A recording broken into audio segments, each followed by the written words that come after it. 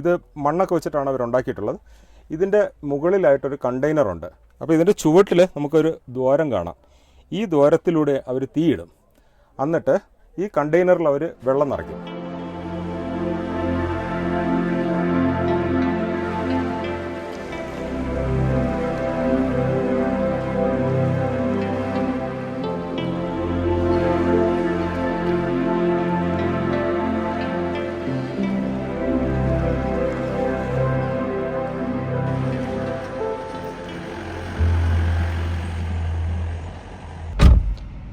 എന്താ പറഞ്ഞു സാറേ? വേറൊന്നുമില്ല, നമ്മൾ സാധാരണ എപ്പോഴും ചെക്ക് പോസ്റ്റ് വഴി കടന്നു പോകാറുള്ളപ്പോൾ അവിടെ രജിസ്റ്റർ ഉണ്ടാവും. അവിടെ വണ്ടി നമ്പർ ആരൊക്കെയുണ്ട്, എവിടെ വരുന്നു, എങ്ങോട്ട് പോകുന്നു, ഫോൺ നമ്പർ, അത്രേ ഉള്ളൂ. അല്ല, സമയം വെച്ചിട്ടില്ലല്ലോ. സമയം നമ്മൾ കടന്നു പോകുന്ന സമയം അവിടെ വെച്ചിട്ടുണ്ട്. അല്ലാതല്ല നമുക്ക് തിരിച്ചിറങ്ങി പോകേണ്ട സമയമില്ല. അങ്ങനെയൊന്നുമില്ല. ഓക്കെ, അപ്പോൾ അല്ലേ പോവാ. അപ്പോൾ ഇനി പോവാം. ഹലോ, എല്ലാ കൂട്ടുകാർക്കും നമസ്കാരം. നമ്മൾ ഇപ്പോൾ ഉള്ളത് ഇടുക്കി ജില്ലയിലാണ്. കഴിഞ്ഞ ദിവസം നമ്മൾ മൂന്നാറിൽ നിന്ന് മറയൂർ വരെയുള്ള ഒരുപാട് കാഴ്ചകളും വിശേഷങ്ങളൊക്കെ പങ്കുവച്ചിരുന്നു. അതിൽ പ്രധാനമായിട്ടും മൂന്നാറിലെ തേയില എസ്റ്റേറ്റിനെ കുറിച്ചും അതോടൊപ്പം തന്നെ മറയൂരിലുള്ള ചന്ദനമരങ്ങളെക്കുറിച്ചും മുനിയറകളെക്കുറിച്ചൊക്കെ നമ്മൾ ആ വീഡിയോയിൽ ഉൾപ്പെടുത്തിയിട്ടുണ്ടായിരുന്നു. അതുകൊണ്ട് ആ വീഡിയോ കാണാത്ത ആൾക്കാർ ആ വീഡിയോ ഒന്ന് കാണുക. അതിൻ്റെ ബാക്കി ഭാഗമായിട്ടാണ് ഈ ഒരു വീഡിയോ എടുക്കുന്നത്. അപ്പോൾ എന്തായാലും ഞാൻ നേരത്തെ സൂചിപ്പിച്ചതുപോലെ നമ്മളിപ്പോൾ ഉള്ളത് ഇടുക്കി ജില്ലയിലാണ്. ഇടുക്കി ജില്ലയിൽ മറയൂരിൽ നിന്ന് കാന്തല്ലൂരിലേക്ക് പോകുന്ന വഴിയാണ്. ഇനി നമ്മൾ കാണാൻ പോകുന്നത് കാന്തല്ലൂരിലെ വിശേഷങ്ങളും കാഴ്ചകളൊക്കെയാണ്. അപ്പോൾ എല്ലാ കൂട്ടുകാർക്കും മറ്റൊരു പുതിയൊരു വീഡിയോയിലേക്ക് സ്വാഗതം. അപ്പോൾ എന്തായാലും കാന്തല്ലൂർ ടൗണൊക്കെ പാസ് ചെയ്ത് നമ്മൾ കുറേ ദൂരം മുന്നോട്ട് വന്ന് ഒരു സ്ട്രോബെറി ഫാമിലേക്ക് പോകുന്ന വഴിയിലേക്ക് എത്തിച്ചേർന്നിരിക്കുകയാണ്. ആൾക്കാർ പോരുന്ന വഴിയിൽ പറഞ്ഞു കുറച്ച് താഴേക്ക് പോയി കഴിഞ്ഞാൽ ഒരുപാട് സ്ഥലത്തായിട്ട് സ്ട്രോബെറി കൃഷി ചെയ്തിരിക്കുന്ന ഒരു ഇടം കാണാമെന്ന് പറഞ്ഞു. അപ്പോൾ അങ്ങനെ അങ്ങോട്ട് നടന്നുകൊണ്ടിരിക്കുകയാണ്. നമ്മുടെ കാറ് മുകളിലായിട്ടൊരു സ്ഥലത്ത് പാർക്ക് ചെയ്തു. നമ്മളിപ്പോൾ നടക്കുന്ന വഴിയിലൂടെ കാറ് പോകുമോ എന്ന് ചോദിച്ചു കഴിഞ്ഞാൽ കുറച്ച് ബുദ്ധിമുട്ടാണ്. പിന്നെ വേണമെങ്കിൽ കഷ്ടപ്പെട്ട് കൊണ്ടുപോകാം എന്നേ ഉള്ളൂ.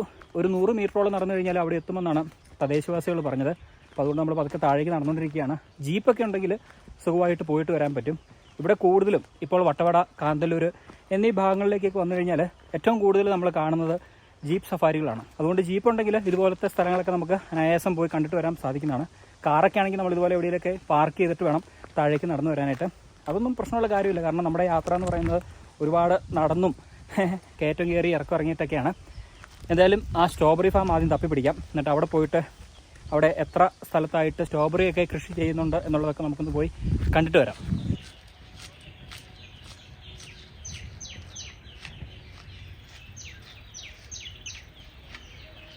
അപ്പോഴെന്തായാലും സ്ട്രോബെറി തോട്ടത്തിൽ പോയിട്ട് തിരിച്ച് നടക്കുകയാണ് കേട്ടോ. അവിടെ പ്രത്യേകിച്ച് ഒന്നുമില്ല. കാരണം ഇപ്പോൾ അവർ റീപ്ലാന്റ് ചെയ്യുന്നേ ഉള്ളൂ. അപ്പോൾ അതുകൊണ്ട് നമുക്കിപ്പോൾ ഒന്നും കാണാനായിട്ട് സാധിച്ചില്ല. അപ്പോൾ നമ്മൾ നിരാശരായിട്ട് തിരിച്ചു മടങ്ങിയാണ്. അപ്പോൾ എന്തായാലും മറ്റ് കൃഷികൾ എന്തെങ്കിലും ഉണ്ടെങ്കിൽ നമുക്ക് കണ്ട് ബാക്കി യാത്ര തുടരാമെന്നാണ് ഇപ്പോൾ വിചാരിക്കുന്നത്. ഉർവര എന്നാണ് സ്ട്രോബെറി ഫാമിൻ്റെ പേര്. അപ്പോൾ ഈ ഒരു സ്ട്രോബെറി ഫാം ജനുവരി മാസത്തിലേക്ക് വന്നു കഴിഞ്ഞാൽ നിങ്ങൾക്ക് ഈ ഒരു സ്ഥലമൊക്കെ കണ്ട് തിരിച്ചു പോകാവുന്നതാണ്. സ്ട്രോബെറിയൊക്കെ വാങ്ങിക്കേണ്ട ആൾക്കാർക്ക് വാങ്ങിക്കുകയും അതോടൊപ്പം തന്നെ അവിടെ കുറേ പ്രൊഡക്റ്റുകളൊക്കെ ഉണ്ടാക്കുന്നുണ്ട്. ജാമും, അതായത് സ്ട്രോബെറി കൊണ്ട് തന്നെ ജാമ്, വൈന്, പിന്നെ അതോടൊപ്പം തന്നെ ഹൽവ, അങ്ങനെയൊക്കെ ഓരോ സംഭവങ്ങൾ അവിടെ ഉണ്ടാക്കുന്നുണ്ട്. അപ്പോൾ അതൊക്കെ വാങ്ങിച്ച് നിങ്ങൾക്ക് ഈ ഒരു സ്ഥലമൊക്കെ കണ്ട് കുറേ ഫോട്ടോസൊക്കെ എടുത്ത് നിങ്ങൾക്ക് ഇവിടെ നിന്ന് തിരിച്ചു പോകാവുന്നതാണ്. പിന്നെ നമ്മൾ വരുന്ന വഴിയിലാണെങ്കിലും ഒരുപാട് നല്ല കാഴ്ചകളുണ്ട്. ഇവിടെ നിന്ന് താഴ്വാരത്തേക്ക് നോക്കിക്കഴിഞ്ഞാൽ കാന്തല്ലൂരിൻ്റെ കുറേ ഭാഗങ്ങളും മറയൂർ, നമ്മൾ വന്ന മറയൂരിൻ്റെ ഭാഗങ്ങളൊക്കെ നമുക്ക് കാണാൻ സാധിക്കും. നല്ലൊരു ഏരിയൽ വ്യൂ നമുക്ക് ഈ ഒരു വഴിയിൽ നമുക്ക് കാണാൻ സാധിക്കുന്നുണ്ട്. അപ്പോൾ അതൊക്കെ ഈ ഒരു യാത്രയിൽ, ഈ ഒരു സ്ട്രോബെറി ഫാം കാണാൻ വരുന്ന സമയത്ത് അത് നിങ്ങൾക്ക് ഉപകാരപ്രദമാണ്. അപ്പോൾ എന്തായാലും നമുക്കിനി തിരിച്ചടക്കാം. നമ്മുടെ വാഹനം മുകളിലാണല്ലോ പാർക്ക് ചെയ്തേക്കുന്നത്. അങ്ങോട്ടേക്ക് തിരിച്ചടന്നിട്ട് ബാക്കി കാഴ്ചകൾ, വിശേഷങ്ങളൊക്കെ നമുക്ക് കാണാം.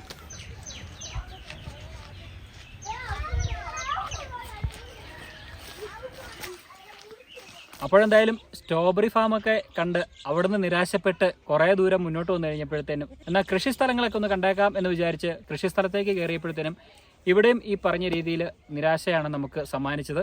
നമ്മൾ കഴിഞ്ഞ വീഡിയോസിലൊക്കെ പറഞ്ഞിരുന്നു, ഈ കാന്തല്ലൂർ, വട്ടവട ഭാഗങ്ങളിൽ മലഞ്ചെരുവിൽ തട്ടുതട്ടായിട്ട് ഇടങ്ങൾ ഒരുക്കിയാണ് ഇവിടെ കൃഷി ചെയ്യുന്നത്. എന്തായാലും ഇപ്പോൾ നിലവിൽ ഈ പറഞ്ഞ രീതിയിൽ കൃഷിയോ കാര്യങ്ങളോ ഒന്നും നമുക്ക് കാണാനായിട്ട് സാധിക്കുന്നില്ല. കാന്തല്ലൂരിന്റെ പ്രത്യേകത എന്ന് പറയുന്നത് ശീതകാലങ്ങളിലാണ് അവർ കൂടുതലായിട്ടും കൃഷിയും കാര്യങ്ങളൊക്കെ ചെയ്യുന്നത്. പ്രത്യേകിച്ച് ആപ്പിള്, ഓറഞ്ച്, സ്ട്രോബെറി, മൾബറി, അതോടൊപ്പം തന്നെ മറ്റ് ശീതകാല പച്ചക്കറികൾ ഒക്കെ നമുക്ക് ആ ഒരു സമയത്ത് വരുമ്പോഴേ നമുക്ക് കാണാനായിട്ട് സാധിക്കുള്ളൂ. ഇപ്പോൾ ഞാൻ മുന്നേ സൂചിപ്പിച്ചതുപോലെ ഇവിടെ പ്രത്യേകിച്ച് കൃഷിയോ കാര്യങ്ങളോ ഒന്നും കാണാനായിട്ട് സാധിക്കുന്നില്ല. എൻ്റെ പിറകിലേക്ക് നോക്കിക്കഴിഞ്ഞാൽ ഒരുപാട് വീടുകൾ നിങ്ങൾക്ക് കാണാം. അവരുടെ കൃഷിസ്ഥലങ്ങളാണ് ഈ കാണുന്നതെല്ലാം. അവരോട് സംസാരിച്ചപ്പോൾ അവർ പറഞ്ഞത് ഇവിടെ ഈ ഒരു സമയത്ത് കൃഷിയോ കാര്യങ്ങളൊന്നുമില്ല, നിങ്ങൾക്ക് അങ്ങോട്ട് കയറി കഴിഞ്ഞാൽ വെറുതെ നിലം മാത്രമേ കാണാനായിട്ട് സാധിക്കുകയുള്ളൂ. അതുകൊണ്ട് ഇവിടെ നമുക്ക് നിരാശപ്പെടേണ്ട ഒരു അവസ്ഥയാണ് വന്നിരിക്കുന്നത്. അപ്പോൾ കൃഷിസ്ഥലവും നമുക്ക് കാണാൻ സാധിച്ചില്ല. അതുകൊണ്ട് നമുക്കിനി ബാക്കി യാത്ര തുടരാം. ഇവിടെ കുറേ വ്യൂ പോയിന്റ്സും കാര്യങ്ങളൊക്കെ ഉണ്ടെന്നാണ് പറഞ്ഞത്. ഇനിയിപ്പോൾ ആ ഒരു ഭാഗത്തേക്കൊക്കെ പോകാം. മഴക്കാറുമുണ്ട്. ഈ പറഞ്ഞ രീതിയിൽ ചെറിയ രീതിയിൽ മഴയും തുള്ളി തുടങ്ങിയിട്ടുണ്ട്. പെട്ടെന്നുള്ള കാലാവസ്ഥ വ്യതിയാനം ഈ പറഞ്ഞ രീതിയിൽ നമ്മളെ ബാധിക്കുന്നുണ്ട്. ഇന്നിപ്പോൾ മഴയാനും പെയ്തു കഴിഞ്ഞാൽ നമുക്ക് നല്ല രീതിയിൽ തന്നെ ബുദ്ധിമുട്ടാവും. അതിന് മുമ്പായിട്ട് നമുക്ക് എന്തെങ്കിലും കാണാനുണ്ടെങ്കിൽ ഈ കാന്തല്ലൂർ ഭാഗത്ത് വരുന്ന ആൾക്കാർക്ക് കാണാനായിട്ട് എന്തെങ്കിലും വ്യൂ പോയിന്റ്സോ അല്ലെങ്കിൽ മറ്റെന്തെങ്കിലും കാഴ്ചകളൊക്കെ ഉണ്ടെങ്കിൽ നമുക്ക് അതൊക്കെ ഒന്ന് പോയി അന്വേഷിച്ച് അവിടുത്തെ കാഴ്ചകളൊക്കെ കണ്ട് ഇന്ന് തിരിച്ച് മടങ്ങാം എന്നാണ് വിചാരിക്കുന്നത്.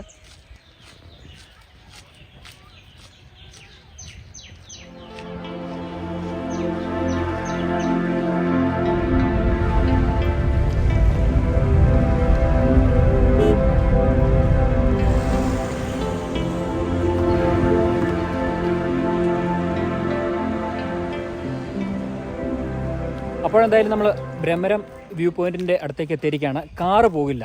കാർ നമ്മൾ ആ ഒരു ഭാഗത്തായിട്ട് പാർക്ക് ചെയ്തു. ഇവിടെ എഴുതി വെച്ചിട്ടുണ്ട് only for local vehicle allowed എന്ന് പറഞ്ഞ് വ്യൂ പോയിന്റ് എന്ന് പറഞ്ഞ് എഴുതി വെച്ചിട്ടുണ്ട്. അപ്പോൾ നമ്മൾ ആ വ്യൂ പോയിന്റിൻ്റെ അങ്ങോട്ട് നടന്നുകൊണ്ടിരിക്കുകയാണ്. കുറച്ച് ദൂരമേ ഉള്ളൂ, അധികം ദൂരമില്ല.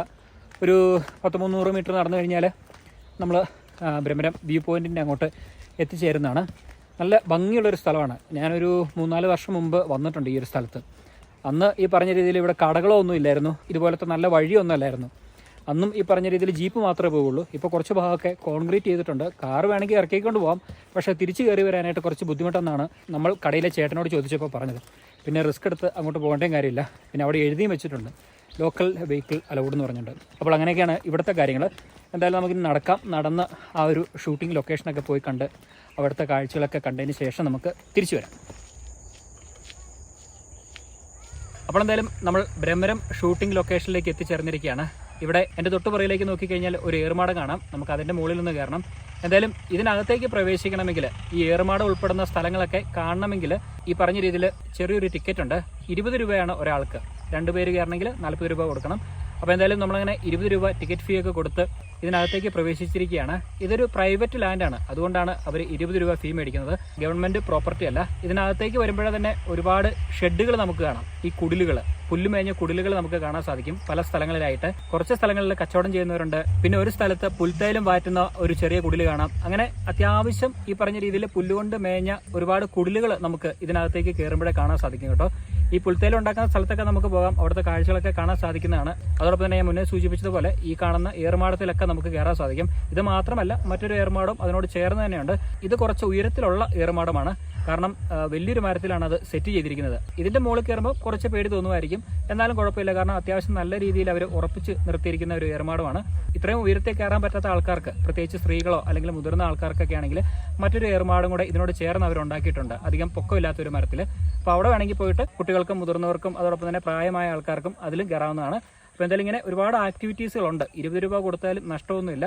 പിന്നെ ഇതിനെല്ലാം ഉപരിയാണ് നമ്മുടെ ബ്രഹ്മരം ഷൂട്ട് ചെയ്ത ആ ഒരു ലൊക്കേഷൻ. അവിടെ നിന്ന് താഴേക്കൊക്കെ നോക്കിക്കഴിഞ്ഞാൽ ഒരുപാട് ഗ്രാമപ്രദേശങ്ങളും മലനിരകളൊക്കെ നമുക്ക് കാണാൻ സാധിക്കുന്നതാണ്. നമുക്ക് ഓരോന്നോരോന്നായിട്ട് എന്തായാലും കാണാം.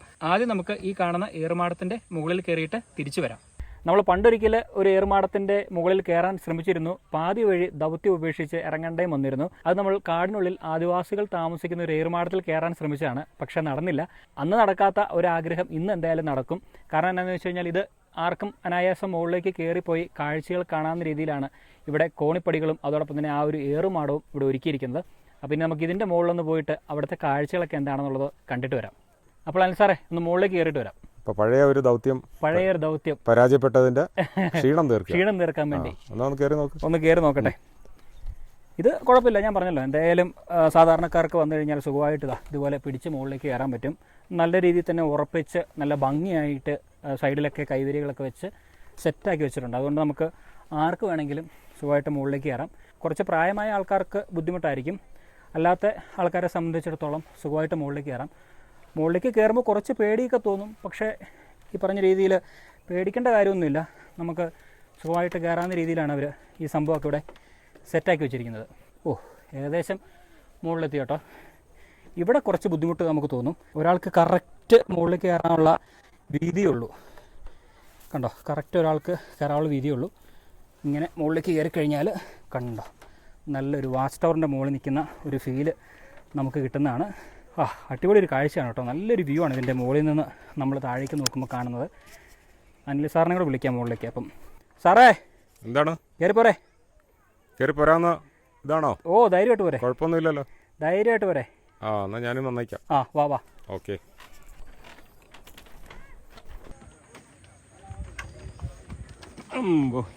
എങ്ങനെയുണ്ട് സാറേ? അങ്ങനെ നമ്മുടെ ആ പഴയ ഏറുമാടത്തിൽ കയറാൻ പറ്റാത്തതിന്റെ ക്ഷീണം തീർത്തു. നല്ല ഹൈറ്റ് ഉണ്ടല്ലേ? നല്ല ഹൈറ്റ് ഉണ്ട്. പിന്നെ മുകളിലേക്ക് പോകണം. ഇനിയുണ്ടല്ലേ? ഇനിയുണ്ട്. അവിടെ അങ്ങോട്ട് കയറിയല്ലോ. കയറാം, വാ.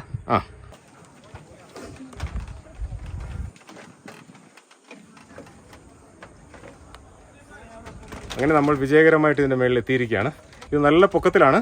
ഇവിടെ നോക്കി ഒരുപാട് കാഴ്ചകൾ കാണാം, ദൂരെയുള്ള കാന്തല്ലൂർ ഭാഗങ്ങളും അതോടൊപ്പം തന്നെ ഇങ്ങേ വശത്ത് വലിയ മലനിരകളും ഗ്രാൻഡിസ് പ്ലാന്റേഷൻ തോട്ടങ്ങളൊക്കെ നമുക്ക് ഇവിടെ നിന്ന് കാണാൻ പറ്റും. അപ്പോൾ എന്തായാലും ഇതിനൊരു കുലുക്കമുണ്ട് കേട്ടോ. അപ്പോൾ അതിൻ്റെ ഒരു ചെറിയ പേടിയുണ്ട്. മരത്തിൻ്റെ മുകളിൽ കയറുമ്പോൾ തന്നെ ചെറിയൊരു ആട്ടം ഫീൽ ചെയ്യും. അത് പേടിക്കേണ്ട കാര്യമൊന്നുമില്ല, കാരണം നല്ല രീതിയിൽ തന്നെ ഇവർ ഉറപ്പിച്ചിട്ടാണ് ഈ ഏറുമാട് നിർമ്മിച്ചിരിക്കുന്നത്. അതുകൊണ്ട് നമുക്ക് പേടിക്കേണ്ട ഒരു കാര്യം ഇവിടെ ഉണ്ടാകുന്നില്ല. പേടി നമ്മുടെ മനസ്സിലുണ്ടാകുന്നതാണ്. ഇത്രയും ഹൈറ്റിൽ കയറുമ്പം ഇത് മറിഞ്ഞ് വീഴുമോ അല്ലെങ്കിൽ ഇതിന് ഉറപ്പുണ്ടോ എന്നുള്ള ആ ഒരു ചിന്ത നമ്മുടെ മനസ്സിൽ വരുന്നതുകൊണ്ടാണ് നമ്മൾ പേടിക്കുന്നത്. താഴെ നിന്ന ചേട്ടന്മാർ പറഞ്ഞത് നിങ്ങൾ ധൈര്യമായിട്ട് കയറിക്കോ, എന്തായാലും ഇത് താഴെ പോവില്ല, അത്രയും സ്ട്രോങ് ആയിട്ടാണ് ഇത് പണിതിരിക്കുന്നതെന്നാണ് പറഞ്ഞത്. എന്തായാലും ഇവിടെ നിന്നുള്ള കാഴ്ചകൾ എന്ന് പറഞ്ഞു കഴിഞ്ഞാൽ താഴേക്ക് നോക്കുമ്പോൾ നമ്മൾ നടന്നു വന്ന വഴികളും പിന്നെ കൃഷിസ്ഥലങ്ങളും ഇവിടെ പുൽത്തൈലം വാറ്റുന്നുണ്ട്. അപ്പോൾ അതൊക്കെ നമുക്ക് കാണാൻ സാധിക്കും. ഇന്ന് നിലവിൽ അവിടെ പുൽത്തൈലം മാറ്റുന്നില്ല എന്നാണ് അവർ പറഞ്ഞത്. അപ്പോൾ എന്തായാലും ഒരുപാട് നേരം നമുക്കിനി ഇതിലൂടെ കറങ്ങി തിരിഞ്ഞ് സമയം കളയാനില്ല, താഴേക്ക് ഇറങ്ങാം. കാരണം ഞാൻ പറഞ്ഞല്ലോ, മഴ വരാനുള്ള സാധ്യത കൂടുതലാണ്. കാലാവസ്ഥകൾ മാറി മറിഞ്ഞുകൊണ്ടിരിക്കുന്നു.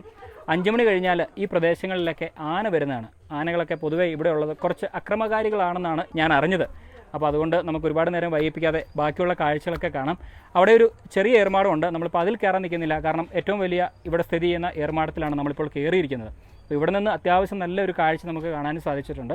അപ്പോൾ ഇനി താഴേക്ക് ഇറങ്ങി അവിടുത്തെ കുറച്ച് കാഴ്ചകളും കണ്ട് ആ ഒരു ഷൂട്ടിംഗ് ലൊക്കേഷനുണ്ട്, ആ ഒരു വ്യൂ പോയിൻറ്റ്, ആ ഒരു ഭാഗത്തേക്കോട് പോയിട്ട് നമുക്ക് തിരിച്ചു മടങ്ങാം.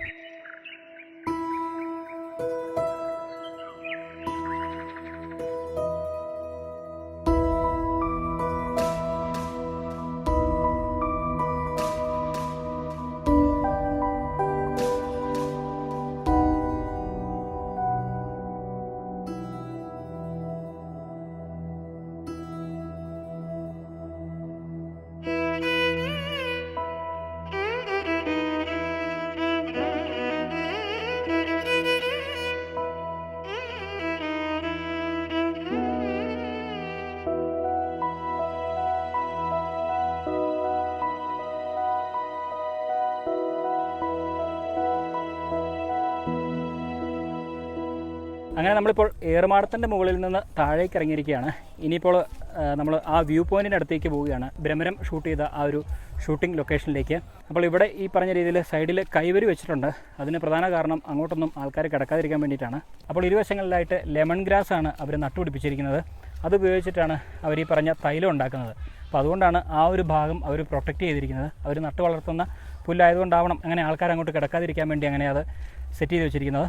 അപ്പോൾ എന്തായാലും നമ്മളങ്ങനെ നടന്ന് ആ ഒരു ഷൂട്ടിംഗ് ലൊക്കേഷനിലേക്ക് എത്തുകയാണ്.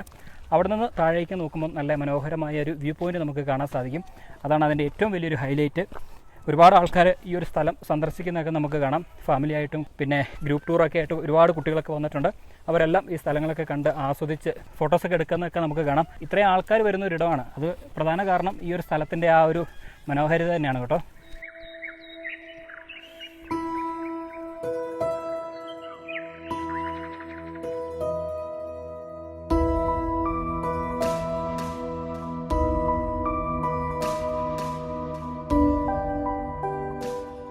ഭ്രമരം ഷൂട്ടിംഗ് ലൊക്കേഷനിലേക്ക് എത്തിച്ചേർന്നിരിക്കുകയാണ്. ഒരുപാട് ആൾക്കാർ ആ താഴ്വാരത്തേക്ക് നോക്കി നിന്ന് ഫോട്ടോസും വീഡിയോസൊക്കെ എടുക്കുന്നുണ്ട്.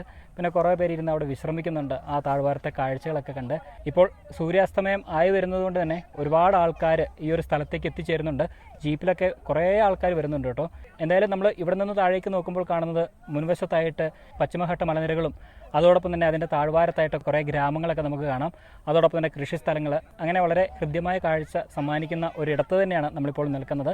എന്തായാലും കാന്തല്ലൂർ വരുന്ന സമയത്ത് ഈ ഒരു സ്ഥലം കൂടി വന്ന് കണ്ടിട്ട് പോകാനായിട്ട് ശ്രമിക്കുക. ഞാൻ മുന്നേ സൂചിപ്പിച്ചതുപോലെ ഒരുപാട് നല്ല ഫോട്ടോസും വീഡിയോസൊക്കെ എടുക്കാൻ പറ്റിയ സ്ഥലമാണ്. അതിനുള്ള തെളിവാണ് ഇവിടെ കാണുന്ന ജനങ്ങൾ മുഴുവനും. നമ്മളെന്തായാലും അത്യാവശ്യം ഇവിടുത്തെ കാഴ്ചകളൊക്കെ കണ്ടു. ഇനി തിരിച്ചു പോവുകയാണ്. നമ്മൾ വരുന്ന വഴിക്ക് പുൽത്തൈലം ഉണ്ടാക്കുന്ന ഒരു ഷെഡ് കണ്ടിരുന്നു. അവിടെ നമ്മൾ കയറിയില്ല. നമ്മൾ നേരെ ഏർമാടത്തിൽ കയറിയതിന് ശേഷം നടന്ന് ഈ ഒരു സ്ഥലത്തേക്ക് വരികയാണ് ചെയ്തത്. അപ്പോൾ ഇനി തിരിച്ചു പോയിട്ട് ആ ഒരു പുൽത്തൈലം ഉണ്ടാക്കുന്ന ആ ഒരു സ്ഥലമൊക്കെ കണ്ടതിന് ശേഷം നമ്മൾ ബാക്കി കാഴ്ചകളൊക്കെ കണ്ട് തിരിച്ചു മടങ്ങാം എന്നാണ് വിചാരിക്കുന്നത്. എന്താ പേര്? മുത്തപ്പൻ. മുത്തപ്പൻ. ഇതിപ്പോൾ എന്താ പരിപാടി? ഇത് പുൽത്തൈലം ഉണ്ടാക്കുന്ന സ്ഥലം. പുൽത്തൈലം. ആഹാ. ഇത് പുൽത്തൈലം എങ്ങനെയാണ് ഇത് ഉണ്ടാക്കുന്നത്? ഇത് ഇവിടെ തീയിടുന്ന സ്ഥലം. ഇത് തീയിട്ടിട്ട് ഇവിടെ 3 അടി വെള്ളം ഒഴിക്കണം. ഇത് തിളപ്പിച്ചിട്ട് വരുമ്പോഴത്തേക്ക് പുല്ല്, പുറത്തുള്ള പുല്ല് കണ്ടസ് ഇതിനകത്ത് കുത്തി നിറയ്ക്കും ഫുള്ളായിട്ട്. കമ്പ് വെച്ച് താഴെ ഇടിച്ച് ഇറക്കണം, മുകളിലും കയറ്റണം. എന്നിട്ട് നല്ലപോലെ ടൈറ്റായിട്ട് ആവി പുറത്ത് വരാതിരിക്കാൻ ഇതിന് മണ്ണ് വയ്ക്കും. എന്ന് വെച്ചാൽ ജയിൽ ചെയ്യും. ഇങ്ങനെ അടച്ചിരുന്ന ഇത് നീരാവേറ്റ് ഈ പൈപ്പാ ഇത് തണുക്കാൻ വേണ്ടി പച്ചവെള്ളം വിടും കുഴിക്ക് വേണ്ടി. ഇത് റിങ്ങായിട്ടാണ് പോകുന്നത്. ഇത് പുറത്തിറങ്ങിയിട്ട് ഇവിടെ വന്ന് വീഴും.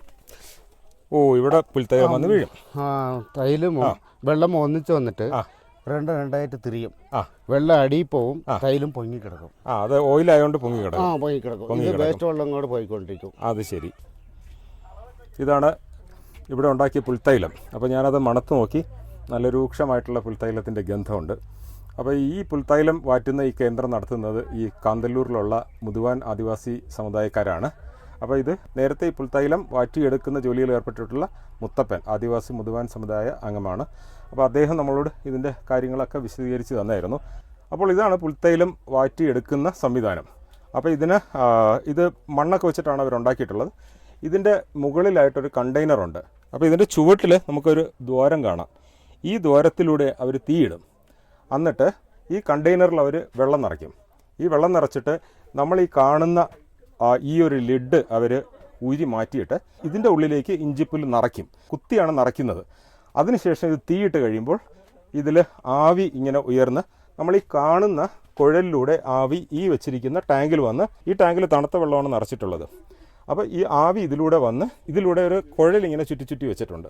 അപ്പോൾ ഈ ആവി ഈ കുഴലിലൂടെ ചുറ്റി സഞ്ചരിച്ച് ഇതിൻ്റെ പുറത്തൊരു പാത്രം വെച്ചിട്ടുണ്ട്. ആ പാത്രത്തിൽ വന്ന് വീഴും. അപ്പോൾ ഈ പാത്രത്തിൽ വീഴുന്നത് കുറച്ച് ആവിയിലുള്ള വെള്ളവും പിന്നെ ഇഞ്ചി തൈലവുമാണ്. എപ്പോഴും ഓയിൽ വെള്ളത്തിൻ്റെ മുകളിലല്ലേ കിടക്കുന്നത്. അപ്പോൾ വെള്ളം താഴെ കിടക്കുകയും ഓയിൽ മേളിൽ കിടക്കുകയും ചെയ്യും. അപ്പോൾ മേളിൽ കിടക്കുന്ന ഇഞ്ചിപ്പുൽ തൈലം അവർ കോരിയെടുക്കുകയും വെള്ളം അതിൻ്റെ താഴെ കൂടെ ചോർന്ന് പോവുകയും ചെയ്യും. ഇതാണ് ഇഞ്ചിപ്പുൽ വാറ്റിയെടുക്കുന്ന സംവിധാനം. അപ്പോൾ എന്തായാലും പുൽത്തൈലമൊക്കെ ഉണ്ടാക്കുന്നതിനെ കുറിച്ച് ചോദിച്ച് മനസ്സിലാക്കിയതിന് ശേഷം ഇവരുടെ ആ ഷെഡിൽ നിന്ന് പുറത്തേക്ക് ഇറങ്ങി കേട്ടോ. ഇതിൻ്റെ പുറത്തായിട്ട് ഒരുപാട് പൂക്കളും സൂര്യകാന്തി ചെടികളൊക്കെ നമുക്ക് കാണാനായിട്ട് സാധിക്കും. സൂര്യകാന്തിയൊക്കെ ഇപ്പോൾ നല്ല ഭംഗിയായിട്ട് തന്നെ നിൽക്കുന്നുണ്ട്. ഇതൊക്കെ ആരാണ് ഇങ്ങനെ ചെയ്തത്? നിങ്ങൾ തന്നെയാണ്? അതല്ലേ. ഇതിനകത്ത് ഇപ്പോൾ എന്തൊക്കെ ചെടികളുണ്ട് മെയിനായിട്ട് നമ്മൾ നട്ടു വളർത്തിയേക്കുന്നത്?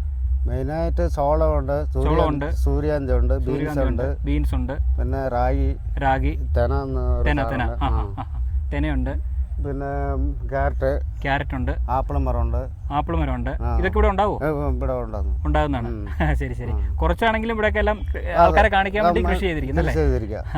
അപ്പം കുറച്ചൊക്കെ ആണെങ്കിലും ഈ പറഞ്ഞ രീതിയിൽ ഒരുപാട് ചെടികളും അതോടൊപ്പം തന്നെ ഒരുപാട് പഴങ്ങളുടെയൊക്കെ ചെടികളൊക്കെ നമുക്ക് ഇവിടെ വന്നു കഴിഞ്ഞാൽ കാണാൻ സാധിക്കുന്നതാണ്. അതോടൊപ്പം തന്നെ നീലക്കുറിഞ്ഞി നിൽപ്പുണ്ട്. നീലക്കുറിഞ്ഞി 12 വർഷം കൂടുമ്പോഴാണ് പൂക്കുന്നത്. പക്ഷേ ഇപ്പം നിലവിൽ ആ നീലക്കുറിഞ്ഞി പൂത്തിട്ടില്ല, അതുകൊണ്ട് പൂക്കളൊന്നുമില്ല.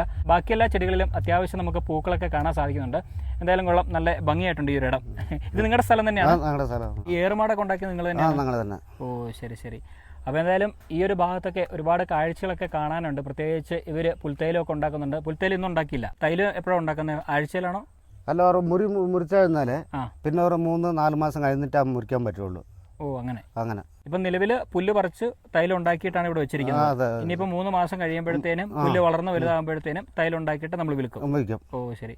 ഇതിപ്പം ഒരു തവണ ഇങ്ങനെ വാറ്റി നമ്മൾ പുൽത്തൈലം ഉണ്ടാക്കി കഴിഞ്ഞാൽ എത്ര കാലത്തിനത് ഇരിക്കും? അത് ഉടനെ തീരുകയാണ്. അപ്പോഴത്തേന് ഇനിയിപ്പോൾ പുല്ലില്ലല്ലോ. പിന്നെ അപ്പം നിങ്ങൾ എന്ത് ചെയ്യും? ഞങ്ങൾ പിന്നെ വേറെ കൃഷി ഉണ്ടല്ലോ, ഏലം, കാപ്പി, അങ്ങനെയൊക്കെ ആയിട്ട് പോകും. ആ സമയത്ത് ഇവിടെ ഇപ്പം തൈലം വിൽപ്പനയില്ല. ഉണ്ടെങ്കിൽ മാത്രം കൊടുക്കും. അതെ. ബാക്കി സാധനം പേരിക്ക, തേന, അങ്ങനത്തെ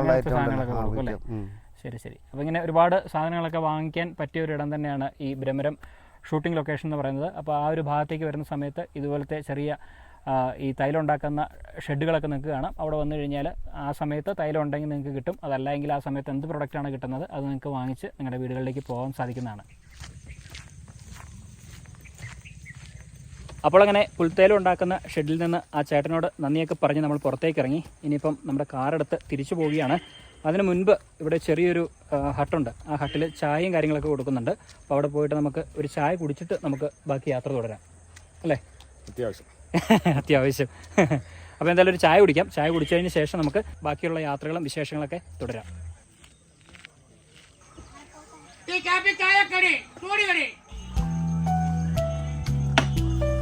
കോമൽക്കിനാവുകളെല്ലാം കാലം നുള്ളിയെറിഞ്ഞ് ദൂരെ നിന്നു തെന്നൽ ഒരു ശോകനിശ്വാസമായി തളിർ ചൂടുന്ന ജീവന്റെ ചില്ലയിലെ. അപ്പോൾ എന്തായാലും നമ്മളങ്ങനെ ചായ കൂടിയൊക്കെ കഴിഞ്ഞു. നല്ലൊരു ചായ ആയിരുന്നു കേട്ടോ. അത് പറയാതിരിക്കാൻ വയ്യ അല്ലേ സാറേ? അത് പറയാതിരിക്കാൻ വയ്യ. നമ്മുടെ യാത്ര തുടങ്ങിയതിന് ശേഷം ആദ്യമായിട്ടാണ് നല്ലൊരു ചായ കുടിക്കുന്നത്. അതെ അതെ. കാരണം എന്താ വെച്ചാൽ നമ്മൾ ഇത്രയും ദിവസമായിട്ട് വീട് വിട്ട് നിന്നിട്ട് ഇതുപോലെ നല്ലൊരു ചായ കിട്ടിയിട്ടില്ല. പ്രത്യേകിച്ച് കേരളത്തിൽ നല്ല ചായ കിട്ടാനുള്ള സാധ്യത വളരെ കുറവാണ്. പിന്നെ നമ്മൾ റിപ്പിൾട്ടിയുടെ കുടിച്ചത് അത് നല്ലതായിരുന്നു. അത് ടാറ്റയുടെ ഔട്ട്ലെറ്റിൽ നിന്നാണ്. അതെന്തായാലും അവർക്കൊരു സ്റ്റാൻഡേർഡ് ഉണ്ടാവും. പക്ഷെ പലയിടത്തും ചായ കുടിച്ച് നിരാശാജനകമായിരുന്നു. അതെ. പക്ഷെ ഇവിടെ ഗംഭീരമായിരുന്നു. 15 രൂപ പുള്ളി വാങ്ങിച്ചു. പുള്ളി പറഞ്ഞു നല്ല ചായ കൊടുക്കുന്നതിന് ഒരു 5 രൂപ കൂടുതൽ വാങ്ങിച്ചാലും കുഴപ്പമില്ല. ഞാൻ അതിനെ അംഗീകരിക്കുന്നു. പിന്നെ അല്ലാതെ ഒരു 5 രൂപ കൂടുതൽ വാങ്ങിച്ചാലും ആർക്കും പരാതിയില്ല നല്ലൊരു ചായ കിട്ടുകയാണെങ്കിൽ. അതാണ്. അപ്പോൾ എന്തായാലും നമ്മൾ ചായ കുടിച്ച് നമ്മളിതിനി തിരിച്ചു നടക്കുകയാണ്. ഇനി ഒരു 300 മീറ്ററോളം നടന്നു കഴിഞ്ഞാൽ നമ്മൾ കാർ പാർക്ക് ചെയ്ത സ്ഥലത്തേക്ക് എത്തിച്ചേരുന്നതാണ്. ഈ ഒരു സ്ഥലത്ത് നിന്ന് ഒരു കാര്യം കൂടെ പറയാനുണ്ട്. നമ്മൾ വിട്ടുപോയൊരു കാര്യമാണ്. വീഡിയോയുടെ തുടക്കത്തിൽ തന്നെ പറയേണ്ടതായിരുന്നു. കാന്തല്ലൂരിനെ കുറിച്ച് പറയുന്ന സമയത്ത് ഈ കഴിഞ്ഞ ഇടയ്ക്ക് ഇന്ത്യയിലെ ഏറ്റവും നല്ല വില്ലേജുകളിൽ ഒന്നായിട്ട് കാന്തല്ലൂരിനെ തിരഞ്ഞെടുത്തിരിക്കുകയാണ് അല്ലേ? അതെ. കാന്തല്ലൂരിന് ഭരണ മികവിന്റെ അടിസ്ഥാനത്തിലാണ് ഏറ്റവും നല്ല വില്ലേജുകളിൽ ഒന്നായിട്ട് തെരഞ്ഞെടുത്തിരിക്കുന്നത്. അതാണ്. അപ്പൊ അത്രയും നല്ലൊരു സ്ഥലത്താണ് നമ്മൾ എത്തിച്ചേർന്നിരിക്കുന്നത്. അത്രയും നല്ല രീതിയിൽ നല്ലൊരു ഗവേണൻസ്, ഗുഡ് ഗവേണൻസ് ഉള്ളൊരു സ്ഥലത്താണ് നമ്മൾ ഇപ്പോൾ എത്തിച്ചേർന്നിരിക്കുന്നത്. തീർച്ചയായും. അപ്പൊ എന്തായാലും ഈ ഒരു അവസരത്തിൽ ആ ഒരു കാര്യം കൂടെ പറയുകയാണ്. അപ്പൊ ഇനി തിരിച്ചടക്കാം. തീർച്ചയായിട്ടും. ആൾക്കാരൊക്കെ നല്ല ആഘോഷത്തോടെ കണ്ടില്ലേ, ഒച്ചയും സൗണ്ടൊക്കെ ഉണ്ടാക്കിക്കൊണ്ട് വരുന്നുണ്ട്. അവരുടെ ആ സ്ഥലം കണ്ടതിന്റെ ആ ഒരു ആഹ്ലാദ പ്രകടനവും അത് ഇഷ്ടപ്പെട്ടതിന്റെ ആണെന്ന് വിശ്വസിക്കുന്നു. പിന്നെ ആ ഒരു ചെറുപ്പക്കാരാണല്ലോ. അതെ അതിന്റെ ഒരു ആവേശവും അതിന്റെ ചോരത്തളത്തിന്റെ ഒരു ആവേശം. അപ്പൊ ഇനി വൈകിപ്പിക്കണ്ട, നമുക്ക് എത്രയും പെട്ടെന്ന് തിരിച്ചടക്കാം. ചേട്ടൻ പറഞ്ഞിരുന്നു നടന്നു പോവുകയാണെങ്കിൽ കുറച്ച് വേഗത്തിൽ പൊക്കോ, ആന ഇറങ്ങാനുള്ള സാധ്യത ഉണ്ട് എന്ന് പറഞ്ഞു. അപ്പൊ അതുകൊണ്ട് നമുക്ക് കാന്തല്ലൂരിനെ സംബന്ധിച്ച് ആനയുടെ ശല്യം കൂടുതലുള്ള ഒരു പ്രദേശം. അതെ. അപ്പൊ അതുകൊണ്ട് നമുക്ക് എത്രയും പെട്ടെന്ന് തിരിച്ച് നടക്കാം. കൂടുതലും ആൾക്കാർ ഇവിടെ ജീപ്പിനാണ് വന്നിരിക്കുന്നത്. ജീപ്പ് സഫാരിയുമായിട്ടാണ് ഇവിടെ എത്തിച്ചേർന്നിരിക്കുന്നത്. അപ്പോൾ അതുകൊണ്ട് നമ്മൾ മാത്രമേ നടന്നു പോകുന്നുള്ളൂ. അതുകൊണ്ടാണ് അദ്ദേഹം പറഞ്ഞത് കുറച്ച് സ്പീഡിൽ നടന്നു. ആന ഇറങ്ങുന്ന പ്രധാന ഒരു സ്ഥലമാണ്. നമ്മളിപ്പോൾ ആ പുൽത്തൈലൊക്കെ ഉണ്ടാക്കുന്ന സ്ഥലമൊക്കെ കണ്ടില്ലേ, അവിടെയൊക്കെ ഒരുപാട് ആനകൾ വരുന്ന ഒരു സ്ഥലമാണെന്നാണ് നമ്മുടെ പുൽത്തൈലം ഉണ്ടാക്കുന്ന ചേട്ടൻ നമ്മളോട് പറഞ്ഞത്. അതുകൊണ്ട് വൈകിപ്പിക്കാതെ നമുക്ക് എത്രയും പെട്ടെന്ന് തിരിച്ച് നടക്കാം. അപ്പോഴെന്തായാലും നമ്മളങ്ങനെ ആ ഒരു വ്യൂ പോയിന്റിൽ നിന്ന് തിരിച്ചു വന്ന് കാറെടുത്ത് ചുരം ഇറങ്ങി താഴേക്ക് പോയിക്കൊണ്ടിരിക്കുകയാണ്. ഇനി ഒരു കാര്യം കൂടിയുണ്ട്. നമുക്ക് മറയൂർ ശർക്കര വാങ്ങിക്കാനുണ്ട്. അതും കൂടെ വാങ്ങിച്ചതിന് ശേഷം നമ്മൾ തിരിച്ചു പോകും. അപ്പോൾ ഇനി നേരെ പോയിട്ട് രാത്രി ആകുന്നതിന് മുൻപ് നമുക്ക് ആ ഒരു മറയൂർ ശർക്കര വാങ്ങിക്കണം. ശർക്കരയും കൂടെ വാങ്ങിച്ചിട്ട് എന്താണെന്നുള്ളത് അപ്പോൾ ആലോചിച്ചിട്ട് പറയാം. അപ്പോൾ എന്തായാലും ആദ്യം അങ്ങോട്ട് പോകാം. ഇനിയിപ്പോൾ കുറച്ച് വേഗത്തിൽ പോയാലേ നമുക്ക് ആ ഒരു ശർക്കര വാങ്ങിക്കാനായിട്ട് സാധിക്കുള്ളൂ. ഇനിയിപ്പോൾ കട അടച്ചു കഴിഞ്ഞാൽ നമുക്കത് കിട്ടില്ല. അപ്പോൾ അതുകൊണ്ട് നമ്മൾ എത്രയും പെട്ടെന്ന് ഇനി ആ ഒരു ശർക്കര ഉണ്ടാക്കുന്ന ആ ഒരു സ്ഥലത്തേക്ക് പോകുന്നു. ശർക്കര വാങ്ങിച്ചിട്ട് ബാക്കി യാത്ര നമുക്ക് തുടരാം.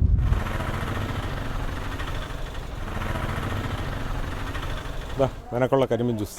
അപ്പം കരിമ്പിൻ ജ്യൂസ് കുടിച്ചുകൊണ്ട് നമുക്കിനി ശർക്കര വാങ്ങിക്കാം. അതെ അല്ലേ? അതെ.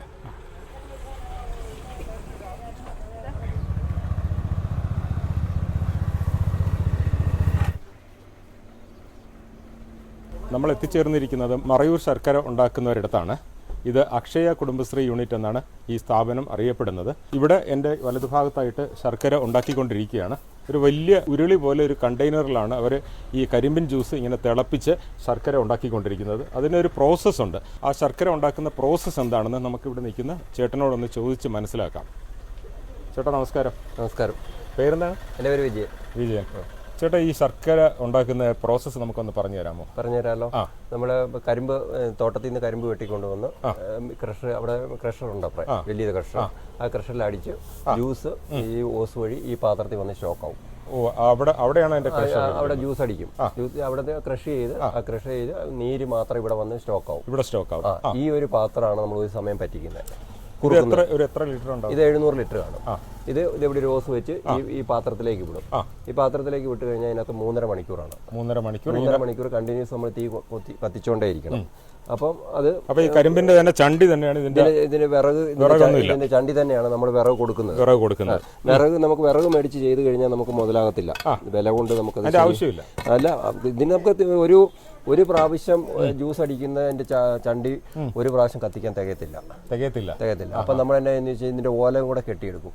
അതായത് കാട്ടി കൃഷി സ്ഥലത്തു നിന്ന് തന്നെ അതിന്റെ ഓലയും കൂടെ കെട്ടിക്കൊണ്ടുവന്നിട്ടാണ് നമ്മൾ ഇത് എടുക്കുന്നത്. അപ്പോൾ ഇതിന് നമുക്ക് അതിന് വേണ്ടി നമ്മൾ 5 രൂപ മാറ്റി വയ്ക്കണം. 1 കിലോയ്ക്ക് 5 രൂപ അഡീഷണൽ വിറകിന് വേണ്ടിയിട്ട് നമ്മൾ മാറ്റി വയ്ക്കണം. ഇതിനകത്ത് 3.5 മണിക്കൂർ തീ കത്തിച്ച് കഴിയുമ്പോൾ ഇത് പായസം പോലെ കുറുകി വരും. കുറുകി വന്നു കഴിയുമ്പോഴത്തേക്ക് ഇതിന്റെ പാകം നോക്കും. നമ്മൾ ഇതെടുത്ത് വെച്ച് വെള്ളത്തിൽ വെച്ച് നോക്കും. വെള്ളത്തിൽ വെച്ച് പാകം നോക്കിയിട്ട് ഇതൊരു വാൽവാണ്. ആ വാൽവ് തുറന്നു വിട്ട് കഴിഞ്ഞാൽ അപ്പുറത്തെ തടിപ്പാത്രത്തിൽ വരും. അതിനകത്തൊരു അരമണിക്കൂർ ഇളക്കി കഴിയുമ്പോഴത്തേക്ക് ഇളക്കും തോറും തണുക്കും തോറും കട്ടിയായിട്ട് വരും. അപ്പോൾ നമ്മളൊരു പകുതി ചൂട് കുറഞ്ഞു കഴിയുമ്പോഴത്തേക്ക് നമ്മൾ ചൂടോടുകൂടി തന്നെ ഉരുട്ടും. അത് വെള്ളത്തിൽ കൈ മുക്കി ഉരുട്ടി വെക്കും. അപ്പോൾ എനിക്ക് അറിയേണ്ട കാര്യം എന്ന് പറഞ്ഞാൽ നമ്മൾ ഇതിനകത്ത് ഈ കണ്ടെയ്നറിൽ നിന്ന് കരിമ്പിൻ ജ്യൂസ് ഈ വലിയ ഉരുളി പോലത്തെ പാത്രത്തിലെത്തും. ഇതിന്റെ ഈ കരിമ്പ് നമ്മൾ തിളപ്പിക്കുമ്പോൾ ഈ കരിമ്പിനോടൊപ്പം എന്തെങ്കിലും ആഡ് ചെയ്യുമോ? ഒന്നും ആഡ് ചെയ്യണ്ട. നമ്മൾ പത്രത്തിലൊക്കെ വായിക്കുന്നതിന് കളറിന് വേണ്ടി കെമിക്കൽ ചേർക്കണം. ഇപ്പൊ നമ്മുടെ കേരളത്തിൽ കളറുള്ള ശർക്കര ആരും വാങ്ങിക്കത്തില്ല. പിന്നെ വാങ്ങിക്കുന്ന വല്ല ബേക്കറിക്കാരോ കാറ്ററിംഗുകാരെ മേടിക്കും, അവർക്ക് വില കുറച്ച് കിട്ടാൻ വേണ്ടിയിട്ട്. മറയൂർ ശർക്കരയെ പറ്റി അല്ലെ തമിഴ്നാട് ശർക്കരയെ പറ്റി ശരിക്കും അറിയാവുന്ന ഒരു വ്യക്തി കളറുള്ള ശർക്കര വാങ്ങിക്കും. ചിലർ പറയും ഇതിനകത്ത് ചുണ്ണാമ്പ് ചേർക്കുന്നു. ചുണ്ണാമ്പ് ശർക്കരയുടെ പ്രോസസ്സിംഗ് ഒരു ശാലം ചുണ്ണാമ്പ്, അത് ഉരുട്ടാൻ മാത്രമേ ചുണ്ണാമ്പ്. അത് ആയുർവേദക്കാരും ചുണ്ണാമ്പ് ഇട്ട് കൊടുത്താൽ അതല്ല, നമ്മളിങ്ങനെ തിളപ്പിക്കുമ്പോഴാണ് ചുണ്ണാമ്പ്. അത് ആദ്യം തന്നെ ഇടും. അപ്പൊ ഈ ഒരു 700 ലിറ്റർ കരിമ്പിൻ ജ്യൂസ് തിളപ്പിക്കാനായിട്ട് എത്ര ചുണ്ണാമ്പ്? ഒരു 50 ഗ്രാം ചുണ്ണാമ്പ്. 50 ഗ്രാം ചുണ്ണാമ്പ്. അതായത് നമ്മൾ ഒരു മുറുക്കുന്ന ചുണ്ണാമ്പ് പോലും 1 കിലോയ്ക്കകത്ത് വരികയില്ല. അത് ശരി. പിന്നെ ഞാൻ ഈ പാത്രത്തിൽ ഈ കണ്ടെയ്നറിൽ ഒരു സാധനം ഇങ്ങനെ കിടക്കുന്നുണ്ടല്ലോ, അതെന്താണ്? ഇതോ ഒരു അരിപ്പ പോലെ ഒരു സാധനം. ഇത് അരിപ്പയാണ്. അതായത് നമുക്ക് മാത്രമേ ഉള്ളൂ ഇത്. നമ്മൾ ആ പാവ് വീഴുകയില്ല അവിടെ. ആ പാവ് വീഴുമ്പോൾ അവിടെ വെച്ചായിരിക്കും. അപ്പൊ ഇതിലുള്ള കരടായിരിക്കും. അതായത് നമ്മളുടെ അക്ഷയ ശർക്കര യൂണിറ്റ് ഉണ്ടാക്കുന്ന ശർക്കരയ്ക്ക് 99% കരട് രഹിതമാണ്. അപ്പൊ നമ്മൾ ഈ സാധനം അവിടെ വെക്കും. അവിടേക്ക് അവസാനം ആകുമ്പോൾ ഇതിനകത്ത് നിന്ന് ഇറങ്ങുകയില്ല. തണുക്കുമ്പോൾ ഇറങ്ങാതെ വരുമ്പോൾ അതിനകത്ത് ശർക്കര നിൽക്കും.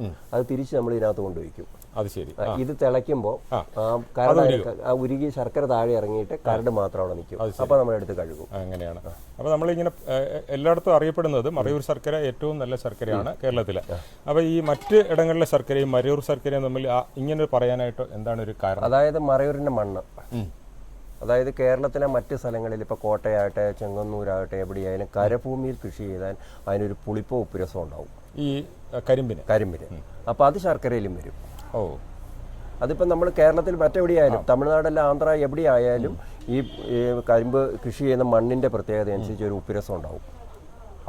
അത് മറയൂർ മണ്ണിൽ ഈ മറയൂർ കാന്തല്ലൂർ പഞ്ചായത്തിൽ എവിടെ കൃഷി ചെയ്താലും ആ ഉപ്പുരസം ഉണ്ടാകത്തില്ല. അത് ശരി. അതുകൊണ്ടാണ് നമുക്കിതിന് ഭൗമസൂചിക പദവി ലഭിച്ചതിന്റെ കാര്യം. എന്ത് പദവിയാ? ഭൗമസൂചിക പദവി, ജിയോഗ്രാഫി ഭൗമസൂചിക പദവി ലഭിച്ചിട്ടുണ്ട് ഈ മറയൂർ ശർക്കരയ്ക്ക്. അത് ഇവിടെ മാത്രമേ ഉള്ളൂ ഇത്.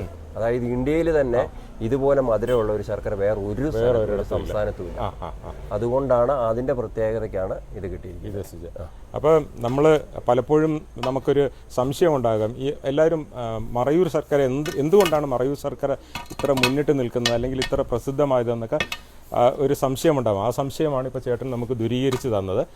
അദ്ദേഹം പറഞ്ഞത് ഈ മറയൂരിലെയും ഈ കാന്തല്ലൂരിലെയും ഇവിടെ വളരുന്ന കരിമ്പ് ചെടികളുടെ പ്രത്യേകതയാണ് അതിൻ്റെ നീരിലും ഉണ്ടാവുക.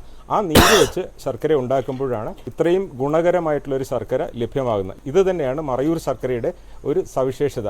ചേട്ടാ, അതുപോലെ എൻ്റെ ഒരു സംശയം, നമ്മൾ ഈ 700 ലിറ്റർ കരിമ്പിൻ ജ്യൂസ് ഇങ്ങനെ കുറുക്കി ശർക്കരയാക്കാൻ വേണ്ടി ഈ 700 ലിറ്റർ കരിമ്പിൻ ജ്യൂസ് ഇങ്ങനെ കുറുക്കിയെടുത്ത് ശർക്കരയാക്കുമ്പോൾ നമുക്ക് എത്ര കിലോ വരെ ശർക്കര കിട്ടും? അതായത് നമ്മൾ ഈ ഒരു പാത്രമാണെന്ന് ഞാൻ പറഞ്ഞല്ലോ, ഇത് 700 ലിറ്റർ ചിലപ്പോൾ 700-750 ലിറ്റർ ഒക്കെ നമ്മൾ അഡ്ജസ്റ്റ് ചെയ്ത് വിടും. നമുക്കൊരു 150 കിലോ മുതൽ 200 കിലോ വരെ ശർക്കര കിട്ടും. ഇതിൽ നിന്ന് 700 ലിറ്റർ. അപ്പൊ ഏറ്റവും നല്ല ക്വാളിറ്റി ഉള്ള കരിമ്പാണെങ്കിൽ 200 കിലോ വരെ കിട്ടും. 200 വരെ കിട്ടും. ക്വാളിറ്റി കുറഞ്ഞ കരിമ്പാണെങ്കിൽ അതനുസരിച്ച് 5-10 കിലോ കുറഞ്ഞുകൊണ്ടിരിക്കും. ഞങ്ങൾ അതിന് രാശി എന്ന് പറയും ഇവിടെ. രാശി. അതായത് ഒരു ടൺ നമ്മളിപ്പോൾ ഒരു ടൺ കരിമ്പ് നമ്മൾ വാങ്ങിക്കുമ്പോൾ അല്ല നമ്മൾ പുറത്തുനിന്ന് വാങ്ങിക്കാറുണ്ട്, സ്വന്തം കൃഷി ഉണ്ടെങ്കിൽ വാങ്ങിക്കുമ്പോൾ നമ്മൾ കണക്ക് കൂട്ടുന്ന 100 കിലോയാണ്. അതനുസരിച്ചാണ് നമ്മൾ വില പറയുന്നത്. രാശിയുള്ള കരിമ്പാണെങ്കിൽ പ്രോഫിറ്റ് കിട്ടും, കൂടുതൽ പ്രോഫിറ്റ് കിട്ടും. പക്ഷേ ഇപ്പോഴത്തെ സാഹചര്യത്തിൽ രാശിയൊക്കെ വളരെ കുറവാണ്. അതിന് വെച്ചാൽ കരിമ്പ് കൃഷി പാടാൻ നിന്നുകൊണ്ടിരിക്കുകയാണ്. അപ്പൊ അതിനെന്ന് വെച്ചാൽ 2012 സർവേ അനുസരിച്ച് 1600 ഏക്കറായിരുന്നു 2 പഞ്ചായത്തോടെ കൃഷി. ഇപ്പോൾ അതൊരു 500 ഏക്കറിലേക്ക് ചുരുങ്ങിയിട്ടുണ്ട്. മറയൂർ ശർക്കര നല്ല ഡിമാൻഡുണ്ട്. പക്ഷേ വ്യാജ ശർക്കര മാറി തമിഴ്നാട് ശർക്കര വന്ന് വിപണി കീഴടക്കി വെച്ചിരിക്കുന്നത് കൊണ്ട് നമുക്ക് വിപണി ചെന്ന് കഴിഞ്ഞാൽ മേടിക്കാൻ ആളില്ലാതെ വരും. മറയൂർ എന്ന് പറഞ്ഞ് വ്യാജം ഇറങ്ങാറുണ്ട്. ഇതിപ്പോ നമ്മൾ ആദ്യമേ തമിഴ്നാട്ടുകാരെ ആണി പോലെ ഒരു അച്ചിൽ ഉരുട്ടി ആണി ശർക്കര എന്ന് പറയുന്നത്. അപ്പൊ അതിൽ വന്നു കഴിഞ്ഞപ്പോൾ നമ്മൾ ഉരുട്ടാൻ തുടങ്ങിയപ്പോൾ അവരും ഉരുട്ടാൻ തുടങ്ങി.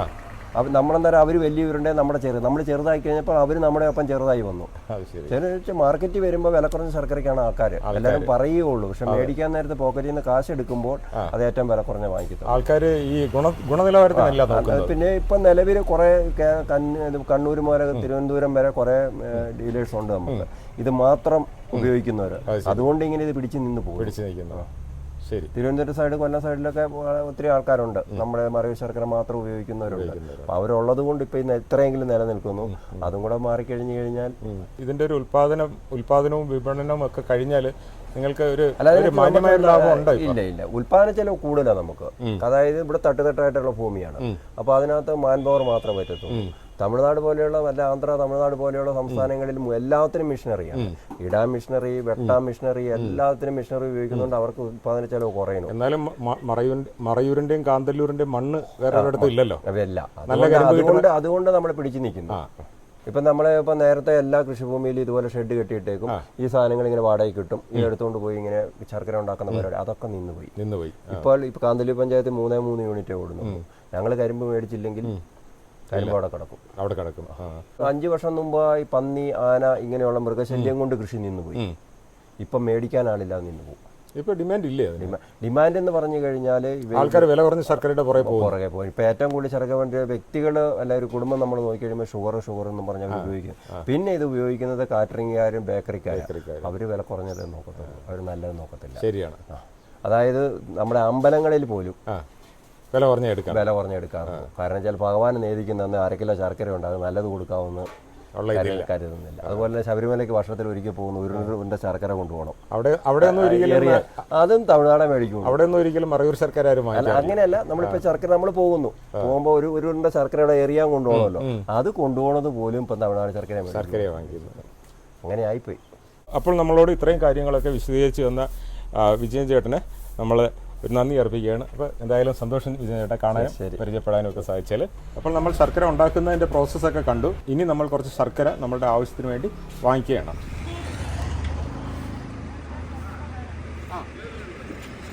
അപ്പോൾ എന്തായാലും മറയൂർ ശർക്കരയൊക്കെ വാങ്ങിച്ചതാ തിരിച്ച് കാറിൽ കയറി കേട്ടോ.